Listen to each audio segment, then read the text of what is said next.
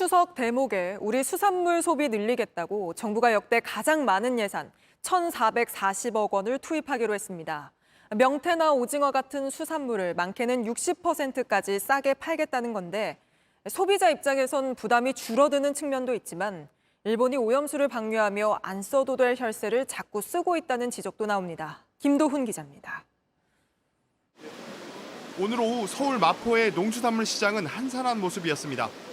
일본 정부가 후쿠시마 오염수 방류를 한 이후 손님이 줄어든 겁니다. 이러자 정부는 수산물 소비를 늘리기 위해 추석 연휴에 1,440억 원을 풀기로 했습니다. 이를 위해 원래 본 예산에 있던 640억 원에 더해 긴급 예비비로 예산 800억 원을 따로 편성했습니다. 주요 수산물을 최대 60% 할인하고 온라인, 전통시장 어디서든 저렴하고 편리하게 우리 수산물을 구매할 수 있도록 지원하겠습니다. 명절에 수산물에 지원하는 금액으론 역대 가장 큰 규모입니다. 대형마트와 수산물 시장에서 고등어와 오징어, 명태 등 추석 제수용품을 원래의 반값 또는 60%까지 싸게 살 수 있습니다. 정부가 30% 할인금을 지원하고 마트와 시장이 자체적으로 30%를 깎아주는 식입니다. 수산물 전용 모바일 상품권 발행도 늘리고 상품권 발행 주기도 월 한 차례 35억 원에서 80억 원으로 확대합니다. 내일 안 되거든요. 기대해보고 있어요. 이게 봐봐요. 한 사람도 없잖아요. 그거라도 안 해주면 어쩌겠어요. 사람들 그거 안 하면. 하지만 일시적 지원책에 그칠 수 있다는 우려도 있습니다. 저희들 입장에서는 조금이라도 좀 도움이 되기는 되는데 이거 가지고 아예 의미가 없습니다. 이걸 언제까지 쭉 갈지 모르잖아요. 그렇다고 해서 뭐 얼마나 도움이 되겠어요. 상인들은 수산물 소비 감소를 막을 장기 대책이 나와야 한다는 입장입니다. JTBC 김도훈입니다. 우리 국민들은 앞으로 수산물 마음 놓고 먹어도 되는지 정말 방사능 걱정 안 해도 되는 건지 걱정이 큽니다. 그런데 저희가 확인해 보니 당장 수산물 방사능 검사를 할 장비가 여전히 부족한 걸로 드러났습니다. 2달 전 너무 적다는 지적을 받고 정부가 많이 늘리겠다고 했었는데 고작 7대 늘어난 겁니다. 강다현 기자가 취재했습니다. 수협에서 운영하는 수산식품연구실입니다. 연구원이 곱게 갈린 고등어를 냉장고에서 꺼내 검사실 안으로 가져갑니다. 군대 급식소에 들어갈 이 고등어는 먹어도 안전한지 검사를 받기 위해 이 기계에 들어갑니다. 세슘이나 요오드 등 방사능 물질이 들어있는지 살펴보기 위해서입니다. 보통 검사는 3시간 정도 걸리는데 방사능 물질은 검출되지 않았습니다. 올해 500건의 검사를 진행하려고 예정했었는데 아마도 훨씬 많이 늘어날 것 같습니다. 이곳은 최근 정부가 추가로 지정한 민간 검사기관입니다. 수산물 검사 장비가 부족하다며 민간 업체의 도움을 받기로 한 건데 이곳을 포함해 지금까지 총 2대를 더 늘렸습니다. 하지만 예산 등의 문제로 빨라야 내년 초부터 정부의 검사 의뢰에 투입될 수 있습니다.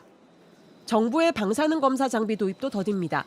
인근 바다에서 잡혀 바로 위판장으로 온 수산물을 유통 전에 검사하는 건 상당히 중요한 일입니다. 지난 6월 정부는 방사능 검사를 할 수 있는 장비가 고작 29대라는 지적을 받고 이를 43대까지 늘리겠다고 했습니다. 2달이 지난 지금 아직 7대 늘었습니다.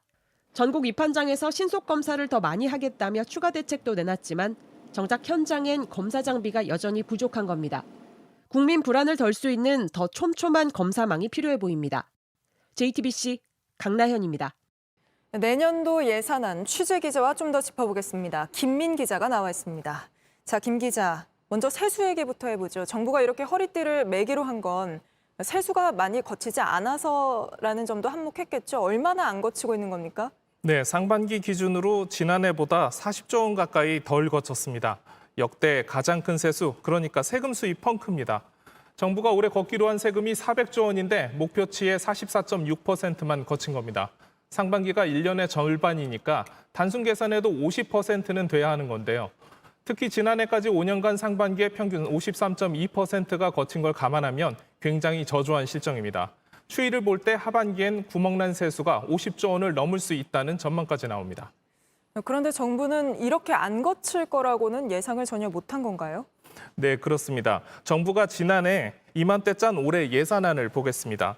올해 세금이 지난해보다 4조 원 더 들어올 거라고 보고 예산 지출액을 정했는데요. 정작 상반기까지만 40조 원이 덜 거친 겁니다. 기획재정부는 반도체 부진과 부동산 침체가 예상보다 컸던 게 원인이라고 설명합니다. 하지만 정부가 지난해 이른바 부자 감세를 한 것이 세수 부족 사태에 영향을 미쳤다는 지적도 나옵니다.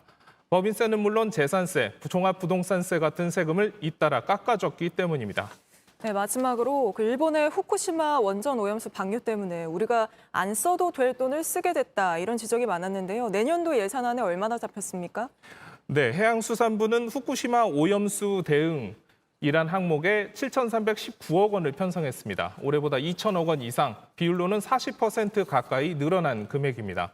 우리나라 연근해에서 방사능 조사하는 장소를 지금의 3배 이상인 165곳으로 늘리고 수산물에 대한 방사능 검사도 지금의 5배가량으로 확대한다는 계획입니다. 네, 알겠습니다. 김민 기자와 함께 짚어봤습니다.